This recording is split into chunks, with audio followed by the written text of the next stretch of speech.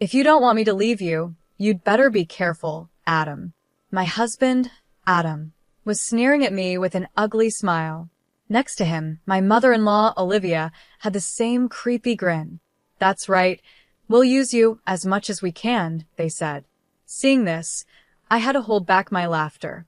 They didn't realize the real misunderstanding was on their part. Acting like I didn't know anything, I raised my voice and said, "What? I'm not your daughter-in-law anymore. I stopped being one a month ago." A little while later, lively voices echoed from the living room. Today, relatives had gathered to celebrate the completion of our new house.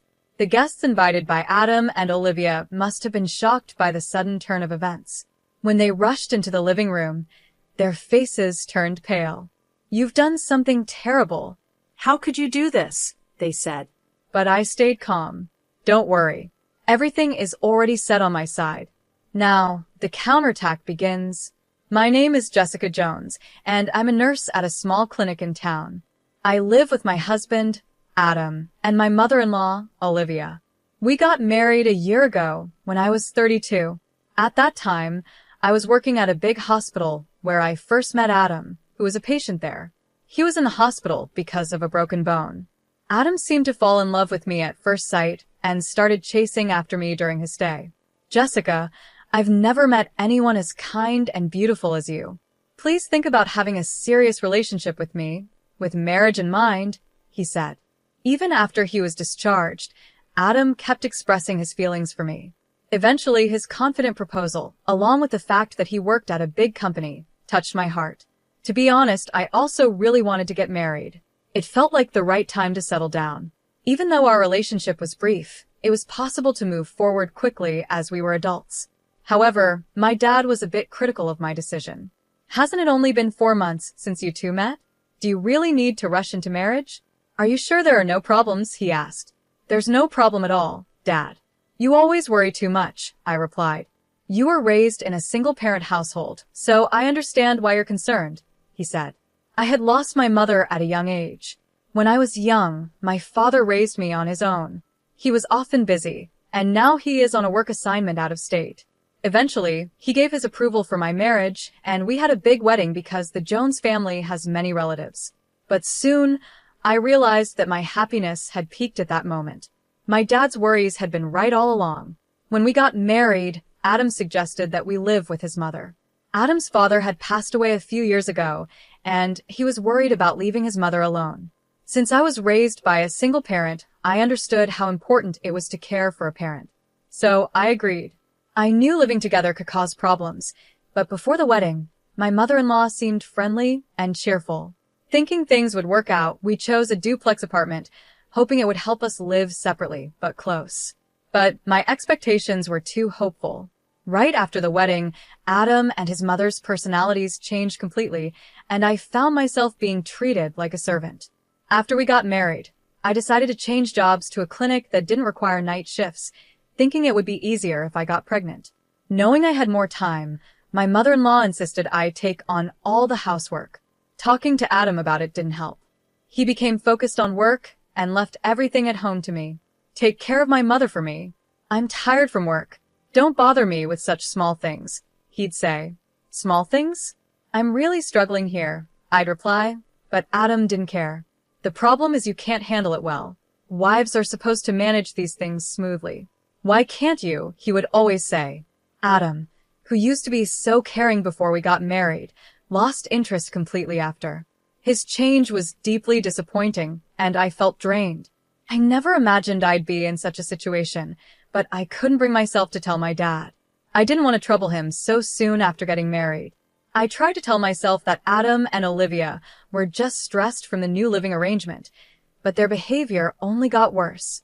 Adam often went out drinking and rarely came home early. He started going on more business trips, spending even less time at home. But what bothered me most was that Olivia would use a spare key to enter our side of the apartment without asking, even when I wasn't home.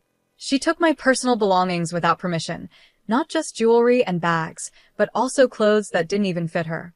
One day, I found my expensive clothes stretched out and dumped on the floor.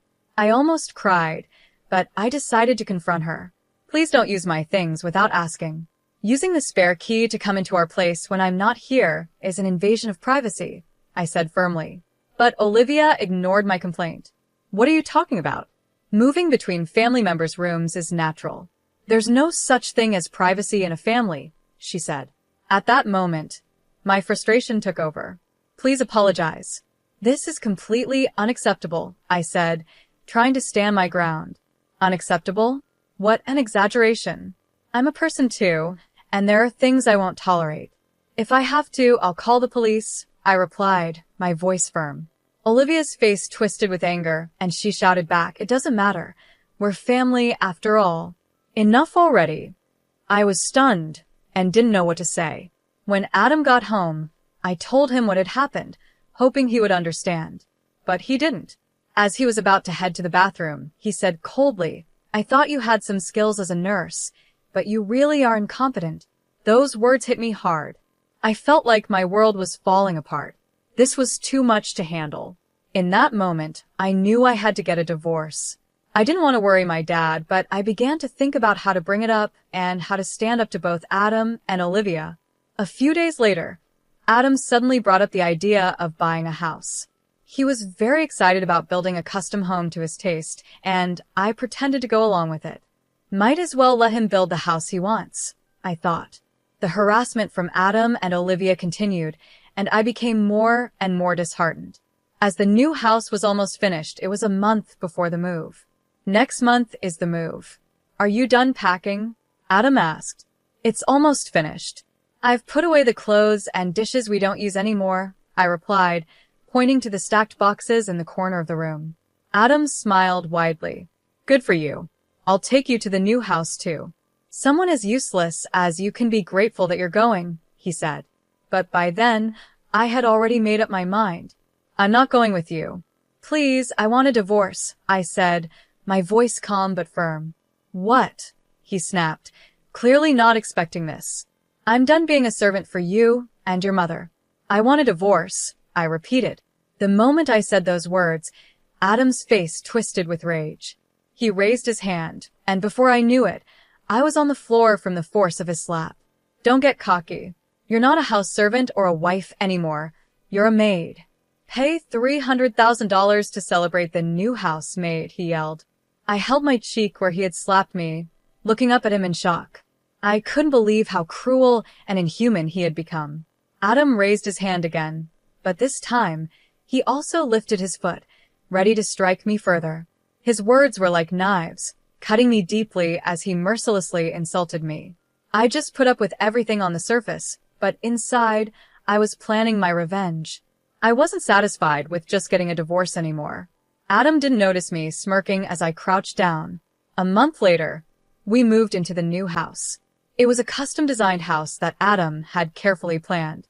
The house had a big bedroom with a single bed, a fitness room, a study, and a bedroom and hobby room for Olivia.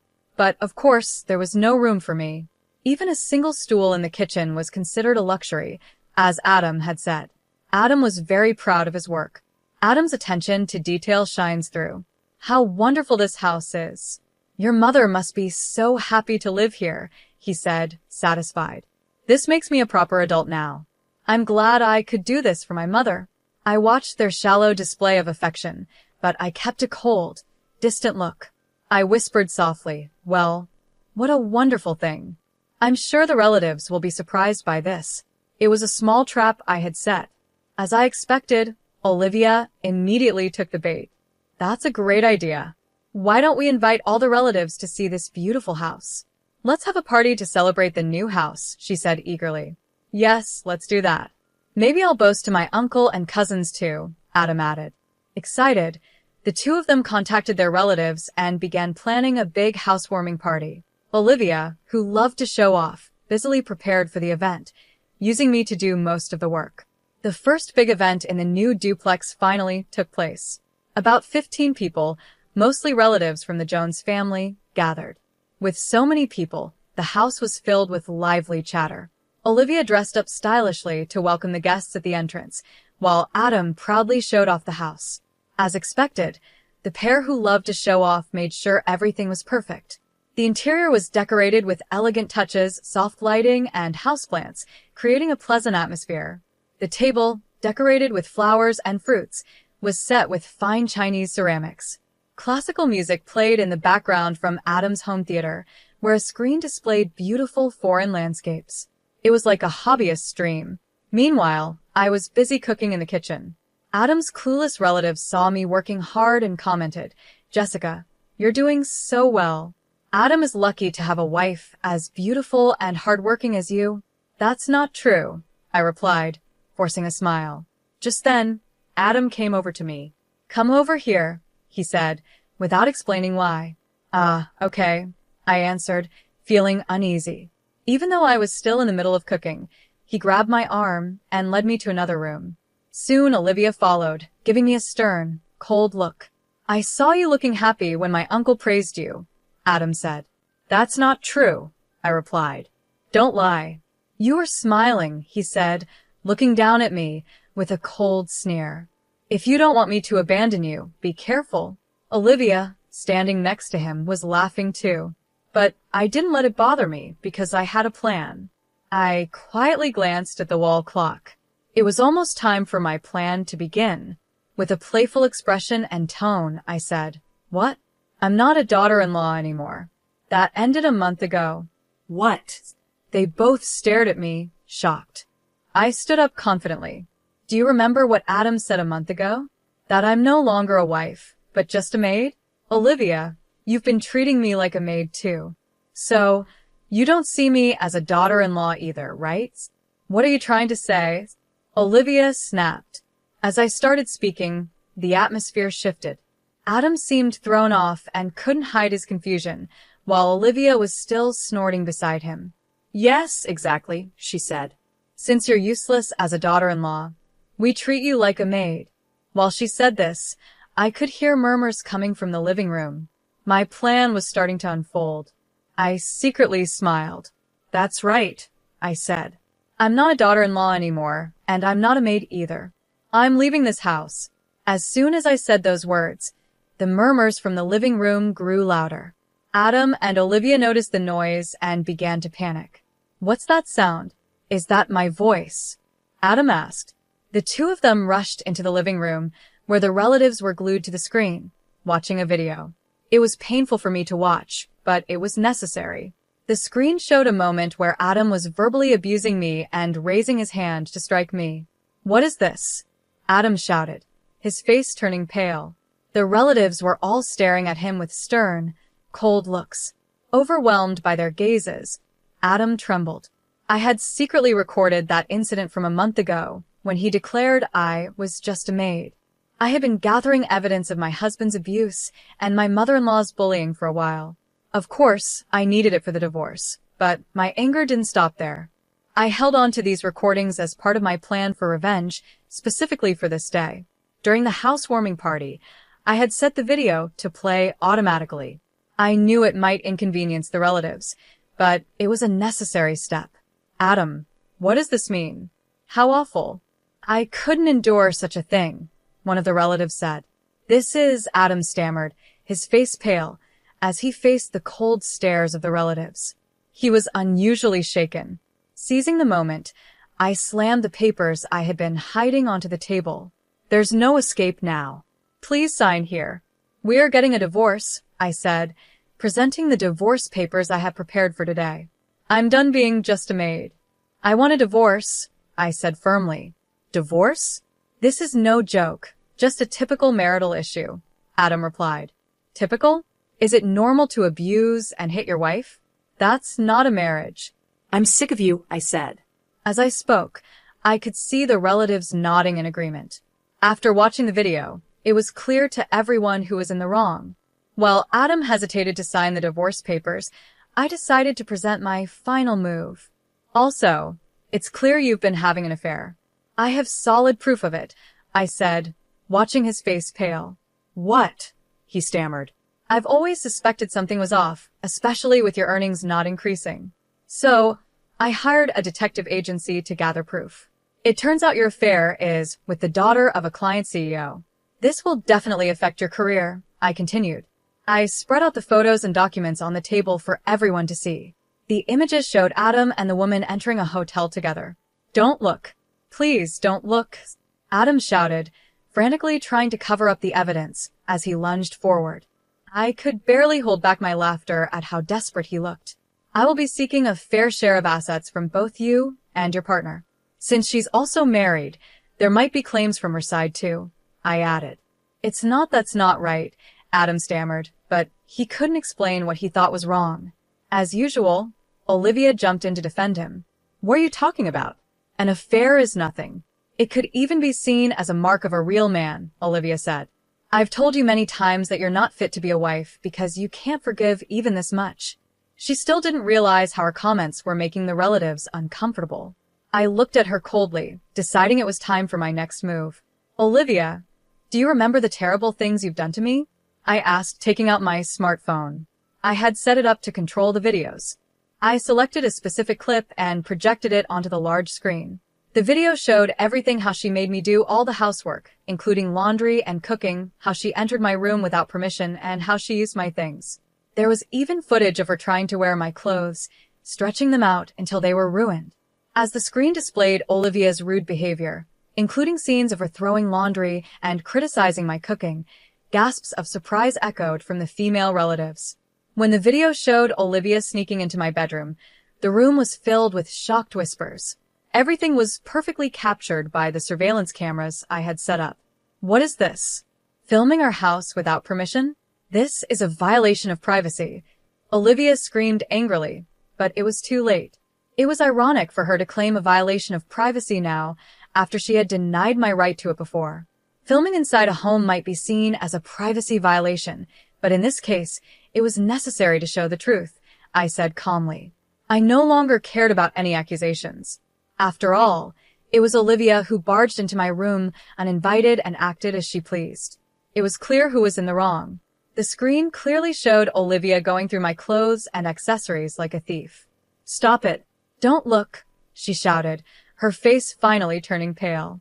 Behind her, the female relatives whispered, "Even Olivia? That's just awful and unbelievable. If someone did that to me, I'd call the police right away."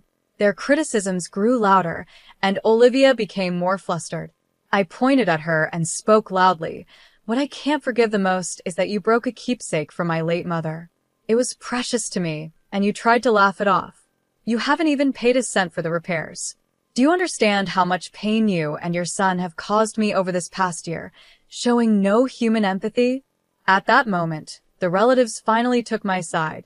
They stood behind me, glaring at Olivia and Adam with stern faces.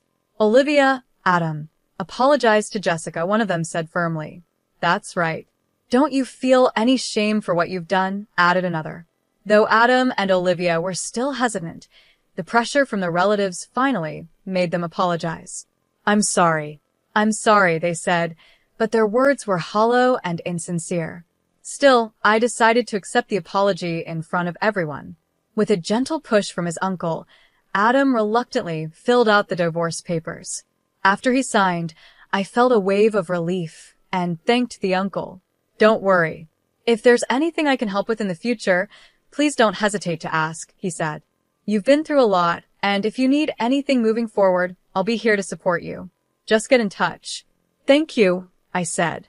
To be honest, I had been worried because they were Adam's relatives, but in the end, they saw that his and Olivia's actions were not normal. Before I left the house, some of them even gave me their contact information, offering support if I ever needed it. After the relatives left, only a defeated-looking Adam and Olivia remained. I felt so much lighter. In the quiet that followed, Adam was the first to speak. "As expected, you've done something outrageous. How could you do this?" he said, his voice shaking with anger. Olivia, too, turned her surprise into anger, but their words no longer affected me. "This is what people mean when they say you reap what you sow," I said calmly. "I'm going to submit the divorce papers now. I'll also take my belongings soon. I won't allow that. Give me the divorce papers," Adam shouted, trying to grab the signed papers from me. But at that moment, someone stepped out from behind me, stopping him. "If you lay a hand on my daughter again," said the person, firmly standing in front of Adam, "I'll do the same to you," my father said as he quickly twisted Adam's arm behind his back. "Ouch! Ouch! Ouch! Dad!" Adam cried out.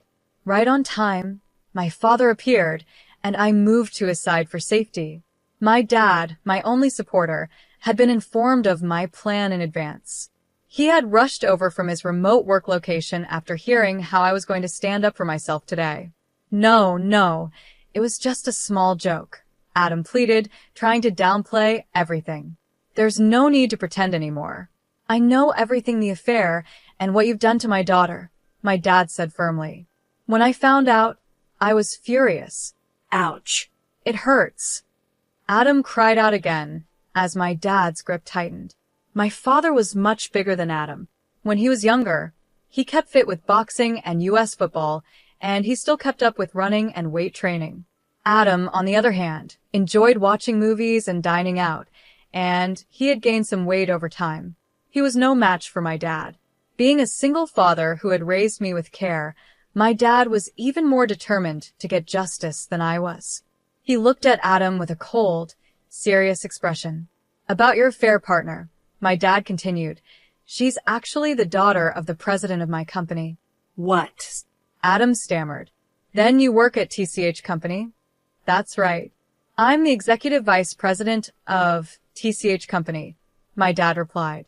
Adam's face turned pale within seconds. "I've already reported this matter to the president," my father continued. "According to the young lady, you hid the fact that you were married when you approached her. While she is also at fault for continuing the relationship after she found out, the president was very upset with your behavior." At that moment, Adam looked more defeated than at any other point that day. I was surprised too, as it was the first time I learned my dad's company was connected to Adam's workplace. As I was still processing this, my father turned back to Adam, his smile gone, replaced by a stern look. "For a company, ours is a major client. Honestly, we have plenty of other suppliers to choose from, even without your products. So when we end our dealings, I will make sure to inform your president that, due to issues on both sides, continuing business would be difficult. All transactions will be halted." Hearing this, Adam screamed and slumped down in despair. With that, he knew he would not only lose his chances of advancing in his career, but also his position at the company. He had caused a huge problem, and now it was catching up to him. He was left completely drained, standing there in shock. Beside him, Olivia yelled at my father as he moved my luggage out of the house, calling him a demon and a devil. Hearing her words, I couldn't help but wonder if she was really talking about herself. But the joy of finally leaving that house was too great for me to care. I felt excited as I moved my things, ready to start fresh and free. I loaded all my belongings into the truck my father was driving, and we set off. As the door closed and the truck started moving, I saw Adam and Olivia chasing after us in the rearview mirror. "Thief! Leave the maid and your belongings behind. Do you really think losing the contract with TCH Company will affect us?" they shouted. I was shocked. I couldn't believe how shameless they were, even at the end. "Surrounded by people like that, it's amazing you managed to live there at all," my dad said. "I think so too," I replied. Their disgraceful behavior was painful to watch until the very end, and I was sure the neighbors saw it all. I noticed people peeking out of their windows, probably listening to their loud voices. I felt sorry for anyone who had to keep living near them. Once we turned the corner, and they were out of sight, I turned to my dad. "Thank you so much for everything today, Dad." "Not at all. I'd do anything for my precious daughter," he said with a smile. He was my hero, just like when I was a child. Later, the divorce papers were successfully processed. With all the evidence I had, it was clear that Adam was at fault. We also managed to settle the division of assets. The house went to Adam, but he was struggling to keep up with the mortgage. Originally, he had relied on my income as a nurse and chose only the most expensive materials for the house. That luxurious house, which looked so impressive, didn't match our real life. Both the title and the mortgage were in his name, so he was left dealing with the heavy monthly payments. His savings were quickly running out, I was truly relieved that we didn't take out a joint mortgage. Of course, Adam had to pay me my share of the property. But it wasn't just me, he was also being claimed by the spouse of his affair partner. The president of his company was making sure all payments were done on time to regain trust, so there were no delays. Adam's boss was keeping a close eye on the situation to make sure I was paid, too. At work, Adam was uncomfortable and stressed. He had been sidelined within the company, and it was clear he was in a difficult situation. How did it come to this? He must have wondered. But for someone who always liked to show off, it would be hard to endure his new reality for long. On top of that, the president's daughter, who was Adam's affair partner, also ended up getting a divorce. She was fired from the family company, TCH, where she had been working. I was also firm in demanding an apology from her. As the pampered daughter of a company president, she probably never realized her mistakes before. Now, she faces the harsh reality of life, and Adam faces the severe backlash of a world he once took lightly. Both of them are haunted every day by the huge amounts they have to pay. Meanwhile, Olivia has started down a path of self-destruction. Knowing her son was struggling financially, she took up a part-time job. But she made things worse by stealing from the supermarket where she worked. When the store's inventory didn't match, the manager checked the security cameras and caught Olivia secretly taking items. When questioned, she didn't show any regret. She even argued, "There's so much here, a little bit won't hurt. It's because you're so stingy that the store isn't doing well." It also came out that she had been reselling some of the stolen goods online. Her actions led to her arrest, and she became known in the community for all the wrong reasons. Even after being released, she continued to live in that house, but it was nothing like the fine home it used to be. The house, once built to impress, soon became run down due to a lack of care. Years later, I heard that people in the community called it the garbage house. For years after my divorce, I began to think about marriage again. Encouraged by a friend, I decided to remarry. I met a kind-hearted, gentle man who understood me and gave me the support I needed. When I introduced him to my father, he quickly gave his approval, and I felt relieved to start my new married life.